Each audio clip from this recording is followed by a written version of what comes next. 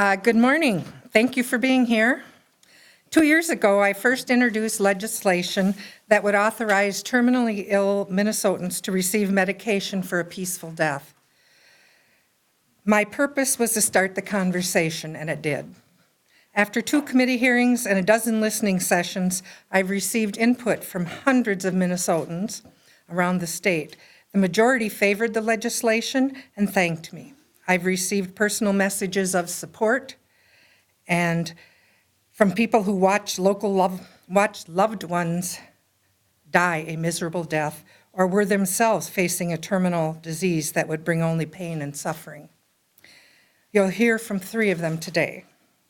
Before I ask them to speak, I'd like to review what's actually in my bill and clarify what's not. I've changed the name from Compassionate Care Act to the End of Life Option Act for a couple reasons. Compassionate care incorrectly implies that the terminally ill adult is the recipient of compassion rather than the active decision maker in their own end-of-life care. I also reject the term death with dignity because it implies there's only one way to die with dignity, and I believe each of us defines dignity in our own way. End-of-life option is more accurate. Medical aid in dying is one option at the end of life. So the End of Life Option Act is modeled after Oregon's Death with Dignity Act, which has also served as the model for legislation in the 6 states where the practice is authorized. It is not euthanasia. It is not assisted suicide. Individuals seeking medical aid in dying do not want to die. They are not suffering from a mental illness that impairs their thinking. Their death is inevitable after all treatments have failed.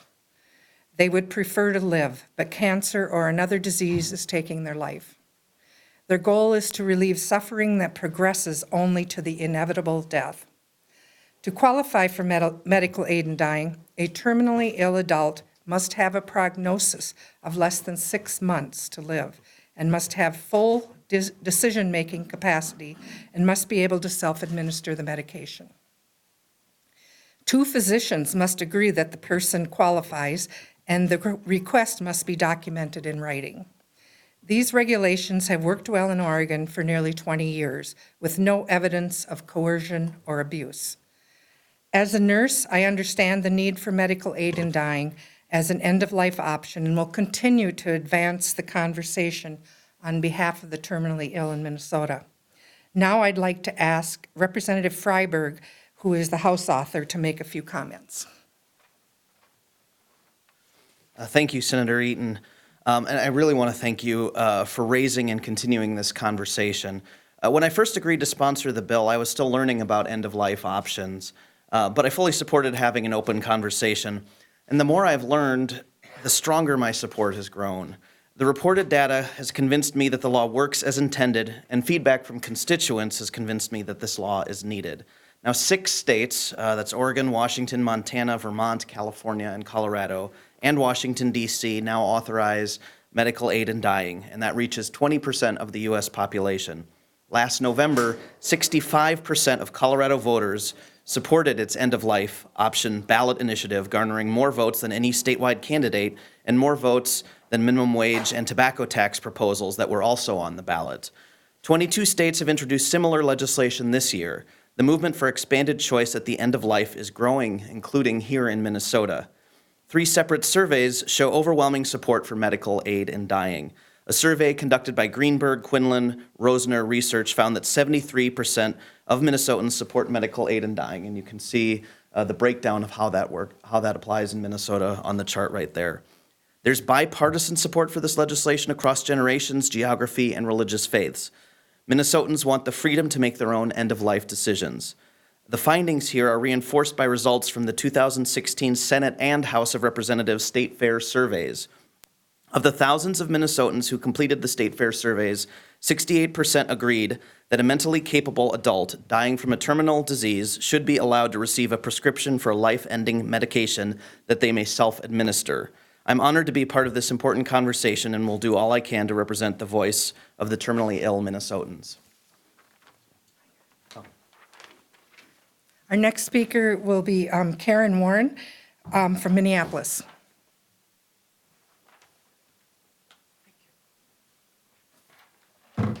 Thank you for permitting me to speak in favor of the Minnesota End-of-Life Options Act.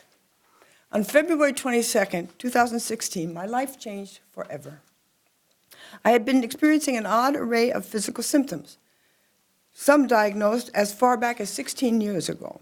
Dangerously low blood pressure, slight tremors, a sleeping disorder, frequent falling, misdiagnosed digestive issues, and some difficulty swallowing with intense pain. Test after test, doctor after doctor, nothing made sense until my phone rang. My neurologist said, "I'm really sorry that I haven't called you, but I really haven't known how to tell you this. It is not good news." And I said, "Well, just tell me the truth." He said, "You have MSA, multiple system atrophy." I had never heard of MSA, but I wanted the truth, even if the truth was terrible. So I asked him, "Is MSA a degenerative neurological brain disorder?" "Yes." "Is it progressive?" "Yes." "Is it fatal?" "Yes." "Is there any treatment?" "No." "Is there any cure?" "No." "All we can do is medicate for pain." As I listened and learned, I felt both relief and terror. I was relieved that there was a diagnosis, but I was terrified at the way I'm going to die. The reality is that I'm dying. Unless I get hit by a truck, I know how I will die, and it won't be pretty. I am not afraid of dying. I have lived a wonderful life with a grown daughter of whom I'm very proud. But I am afraid of dying this way. No one, no doctor, no caregiver, no one, not even I, can do anything to prevent this illness from progressing irreversibly to a very painful and prolonged death. Every day I watch myself deteriorate.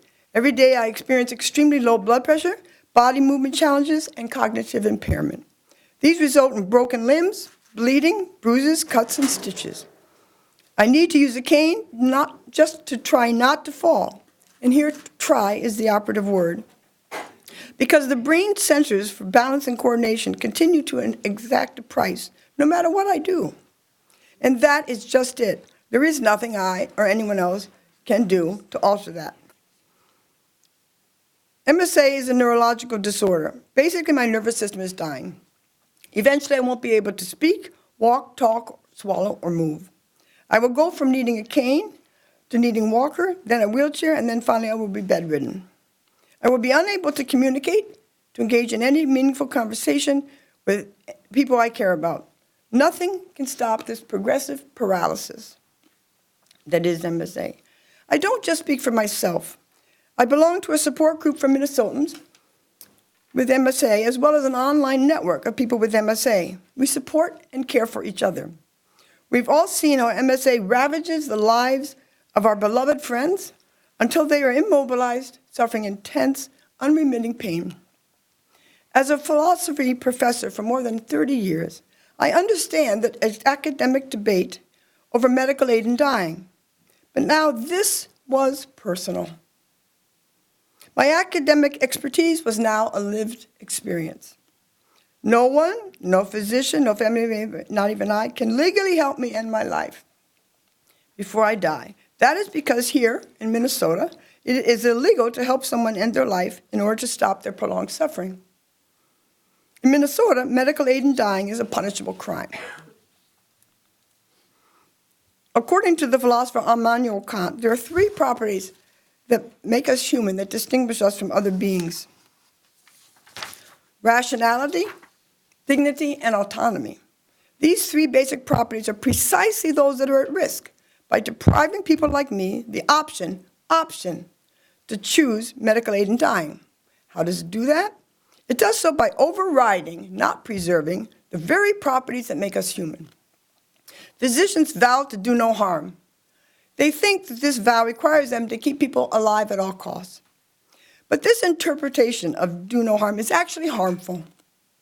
Why? Because it deprives people like me, rational, dignified, autonomous adults who suffer from an excruciatingly painful terminal illness, of the option to choose how we die. The harm committed is to dishonor this fundamental understanding of what it is to be human, our humanness. The medical aid in dying option prevents, not promotes, the harm. Denying the medical aid in dying option to people like me is not only wrong, it's cruel. I urge Minnesota lawmakers to go beyond the intellectual debate and listen to us, your constituents, who are facing a certain painful death. Permit us the peace of mind that comes from knowing that we can decide when enough is enough. Please support the End of Life Option Act. Thank you.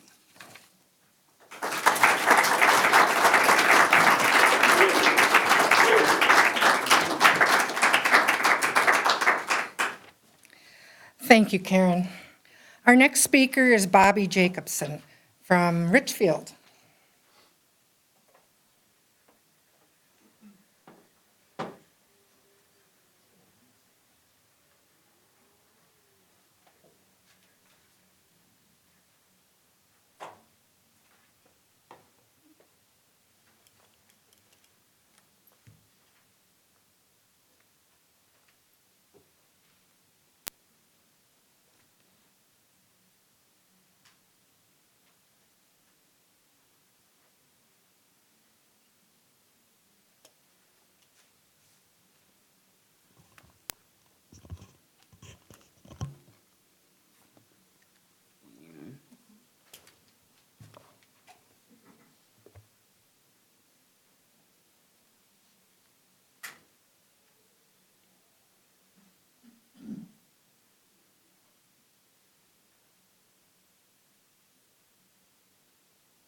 Good morning. My name is Bobby Jacobson, and I live in Richfield. I have been living with ALS for over 20 years. Also known as Lou Gehrig's disease, ALS is a fatal disease of the nervous system. The signals from my brain, through my spinal cord, to the nerves, are not getting through to my muscles, so they are slowly atrophying. I can no longer speak intelligibly, walk, shower and dress myself, or even get into or out of bed without assistance. I've been lucky to live so long with this disabling disease. My youngest child was a senior in high school when I was diagnosed. At the time, I also had 2 infant grandsons, and wondered if I would ever see them play t-ball. Now, one is a junior at St. Thomas and the other is a U.S. Marine. Plus, I've had the pleasure of holding 5 other grandchildren in my arms, and have been able to enjoy watching them grow into individual people, with their own unique personalities. Most people with ALS are not so fortunate. As a person living with a disability, I've gained great respect for the pioneers who fought for the Americans with Disabilities Act. It was their sacrifice and hard work that has given me access to so many support services that have enabled me to live a full life. But unlike others living with a disability, mine is fatal. Eventually, I will lose my ability to live without being attached to a machine that will breathe for me, but my thinking will be sharp, and my senses intact. Not allowing people like me a peaceful alternative is wrong. Before I reach this stage, I'd like to have the option for a peaceful, painless death. Data from Oregon shows that after cancer, ALS is the most common diagnosis of people who use that state's death with dignity law. I would like to have the same option, whether or not I would choose to use it. The movement to authorize aid in dying is based on the same principles that framed the disability rights movement: respect, dignity, and autonomy. Only I can determine the quality of my life. Only I can define what dignity means to me. Some in the disability community fear the option of medical aid in dying, but many of us support it. In the 20 years that the Oregon Death with Dignity law has been in effect, Disability Rights Oregon, the nonprofit that protects the rights of disabled individuals, has not had a single complaint of abuse. I am so grateful to the majority of Minnesotans who support medical aid in dying. Please help our lawmakers understand that we support the End of Life Option Act. Thank you.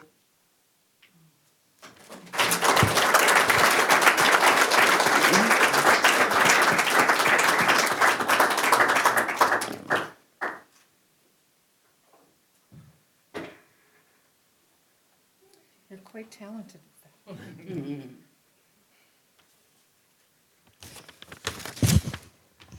Thank you so much, Bobby. Our next speaker is Sally Settle from Apple Valley.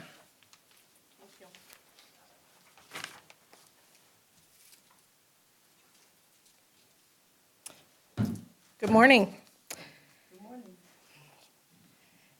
I stood here 1 year ago and told you about my mother's death from leukemia, Pat Trabant, who was also from Apple Valley. She died in pain in the hospital, just as she knew she would and did not want to. We went through hell during those last months of her life. I was right along with her. She desperately wanted to have the option to avoid the misery and pain that she knew was coming, to accompany the last days and weeks of her life. If we had lived in Oregon, she would have had the comfort of knowing that she could have used their Death with Dignity legislation and enjoyed her final days, knowing that she could be the one to decide when enough was enough. But here in Minnesota, we had no safe legal option for a peaceful way for her to end her own suffering.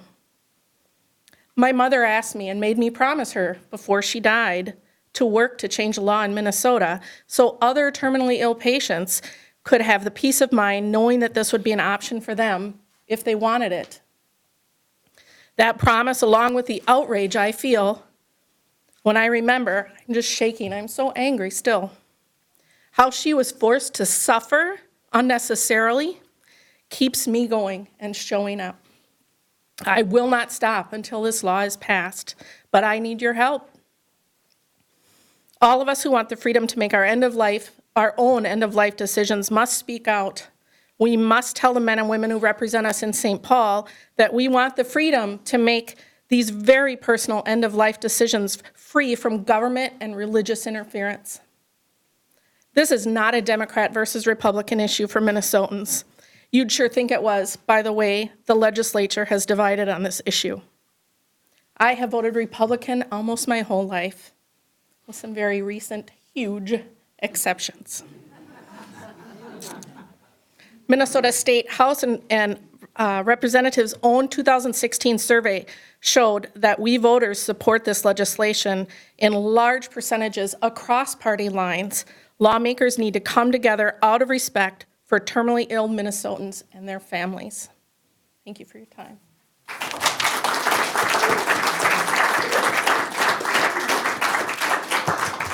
Our last speaker will be Senator John Marty, who is one of my co-authors on the bill. I'm pleased to be here with this coalition and with Senator Eaton and Representative Freiburg. This is long overdue, and I think Minnesotans understand the need for it. This is a matter of compassion. This is a matter of people choosing. This is a matter where government should not be stepping in and telling people how to live their lives. And I think this is just simply a matter of dignity for people. So I strongly support these efforts, and I thank folks for having the courage to come up and speak here.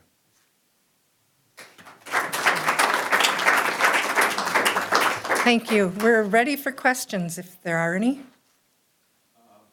Senator, there are some strong right-to-life forces that are going to be allied against you in the legislature. They will argue that palliative care and some other options can ease some of the suffering of these people. What do you say to them, and how do you get this moving in the current climate? Well, number one, I strongly support hospice and palliative care. I believe that if someone can live as long as they want, pain-free or, comfortable with the quality of life that they should, that's their right. And this is just an option for those that doesn't work for. We do have a separation of church and state, and I do understand there are religious beliefs that oppose this bill, but I don't think that that's how we make our laws in this country. There are many things that we allow that many different religions don't like. And this is an individual's personal right. Is there any argument that you could make from a religious standpoint in support of this bill? My personal faith is I don't believe God wants us to suffer. I don't believe that God wants us to stay alive and get the last few seconds of suffering and pain.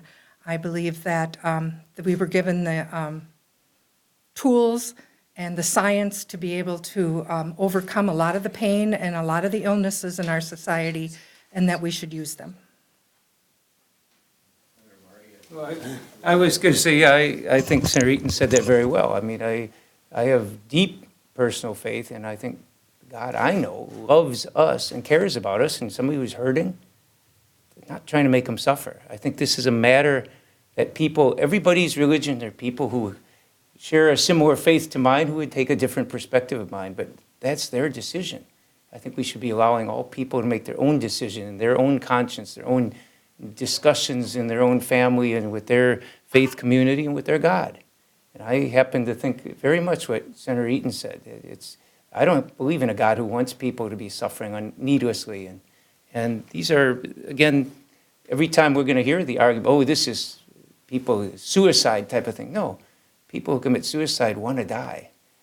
People I know who are in this movement are people who want to live.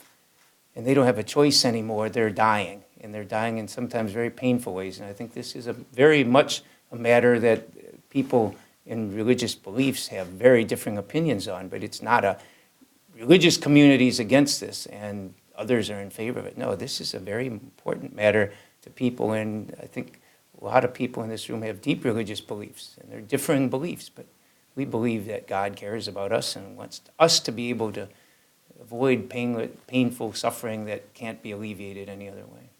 Humans are humans, and sometimes humans make the wrong decision. What we hear around the Capitol is that, the critics of this, they say that there's no safeguard. What kind of safeguards are there to make sure that someone is making the right decision?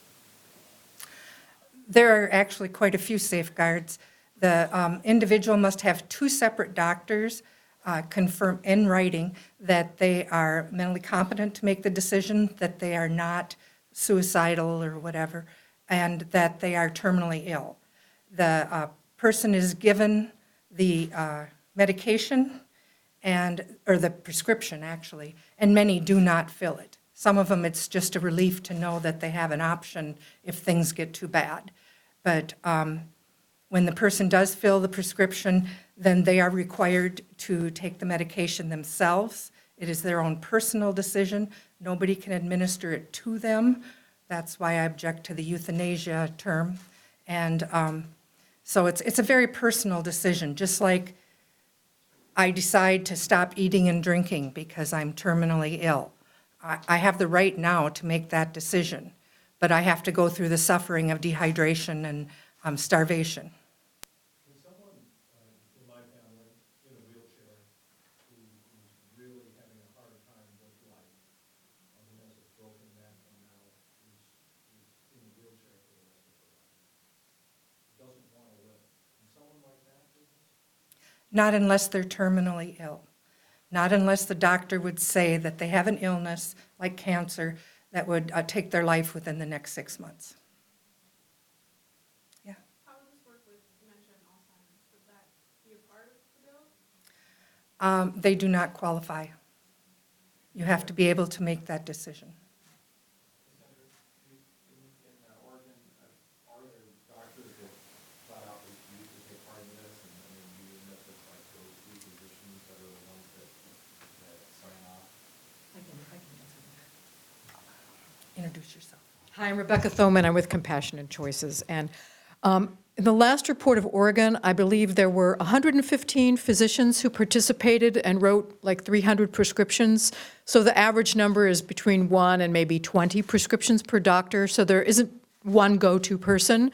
The model has been, do these physicians incorporate this practice into their current medical practice? And a small number do, but those are, and they tend to be primary care doctors, but ophthalmologists probably wouldn't be doing this.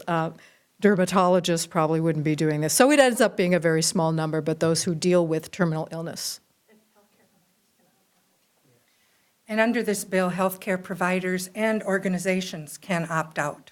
There is no, it's not mandated that you participate.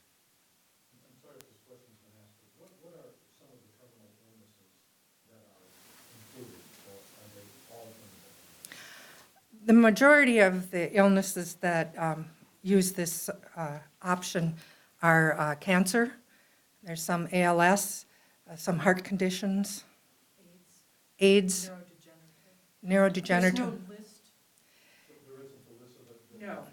There's no Not in the list. bill. There isn't a list of illnesses. What we know is based on the Oregon data, 80% cancer patients, so.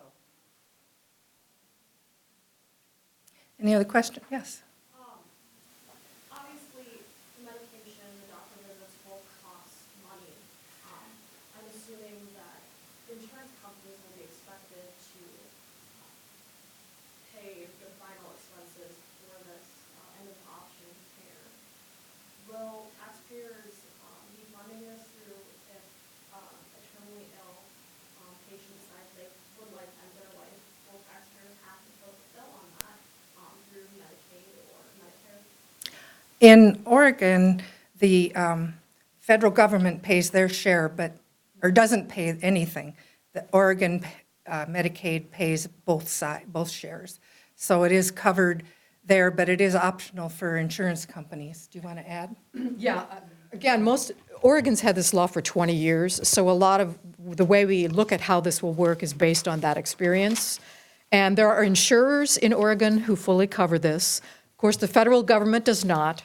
And then actually in Oregon, Medicaid in Oregon has decided to cover this. So there's nothing in this bill that mandates Medicaid cover it now. And it didn't at the origination of the Oregon law either. It's something that they decided to do over time when they found that it was difficult for lower income people to actually access and afford it. Yes. Just to follow up on that, can you assume then that it's actually, it saves the taxpayers a lot of money if a person gets to choose and doesn't live for 10 more years as a vegetable?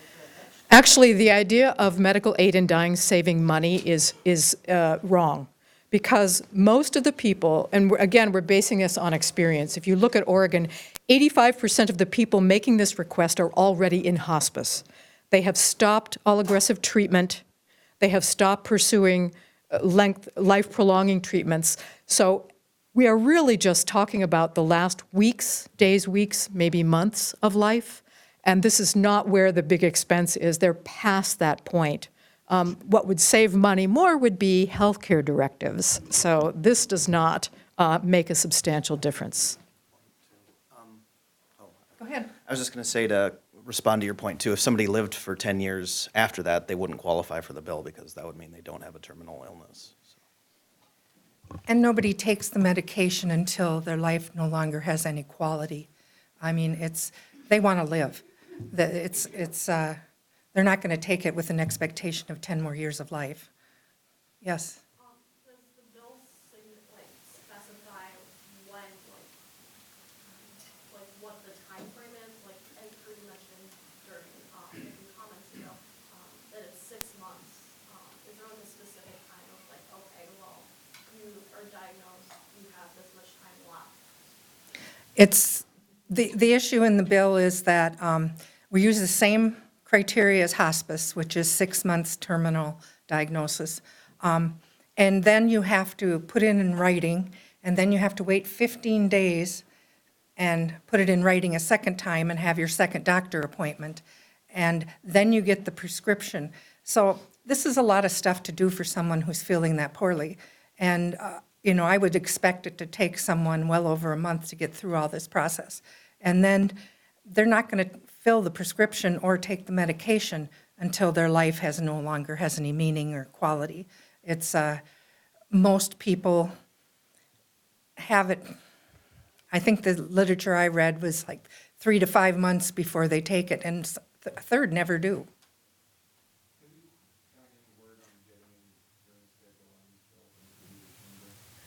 No.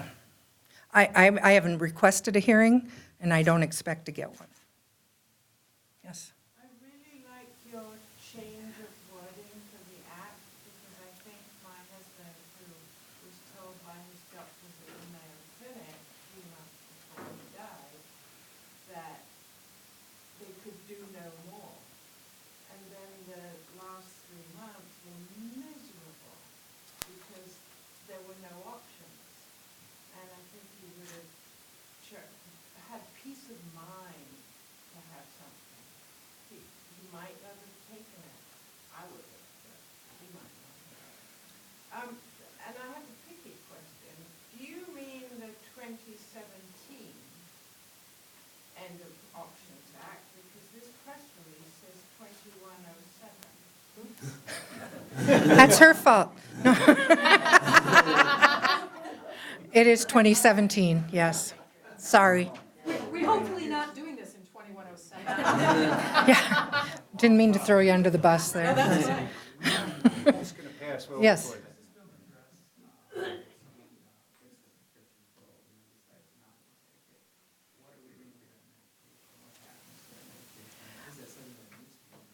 Well, cancer patients have drawers full of narcotics and medications and stuff that they are just considered responsible for disposing of correctly, and that would be the same in this case.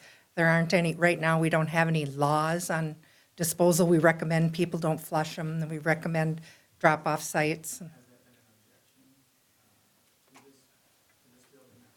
It's been a question, but again, most of the people who are utilizing medical aid in dying are in hospice, and hospices have very specific protocol. I mean, every hospice patient that dies has lots of leftover medications, and they have protocols for disposing of those, so it shouldn't be thought of as any different. And one thing that Senator Eaton forgot to mention, which she did as a result of input from the listening sessions, was upon the first request for medical aid in dying, she wants to be sure that the physician wants to be sure that the patient has looked at hospice and palliative care, and so the doctor will actually refer the patient if they haven't already been assessed in hospice and palliative care. They don't have to go, but the doctor will strongly recommend that they get that assessment, because people, we know, once they get into hospice and palliative care, they feel better and they live longer, and that's what we want. The medical aid in dying provides peace of mind and is really a last resort for the very, very small number of people who are not satisfied with palliative medicine, and it really is a very small number. We found that 98% of the people in Oregon who use this legislation were in hospice.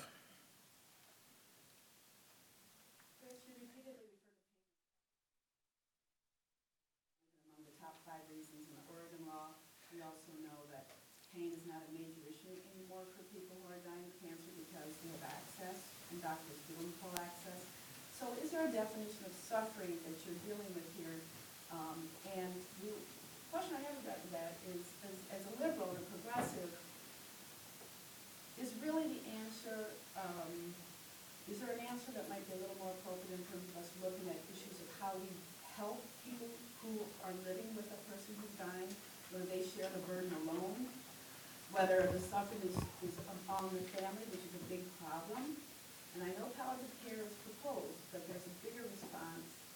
But what kind of suffering are you talking about? Because it can't be pain, because that's not the number one reason.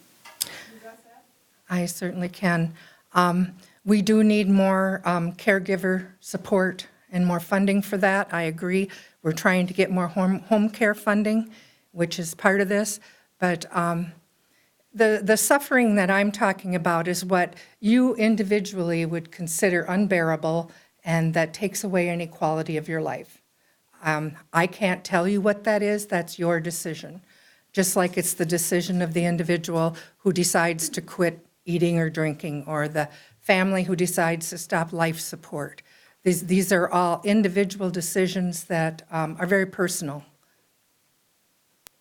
Do you want to add anything? I just want to add that the other misconception sometimes is that medical aid in dying is an alternative to hospice care. It's not. It's actually just one component of end-of-life care. And data from Oregon actually shows that hospice and palliative care improved after the act. There were much more open conversations. Oregon has top-notch hospice and palliative care, some of the best uses in the country. So this should have no negative impact, and in fact could have a positive impact as more and more of us are talking about end of life. Thank you. One more question. You keep referring to religious objections. Can an atheist oppose a bill? They can and have. Thank you.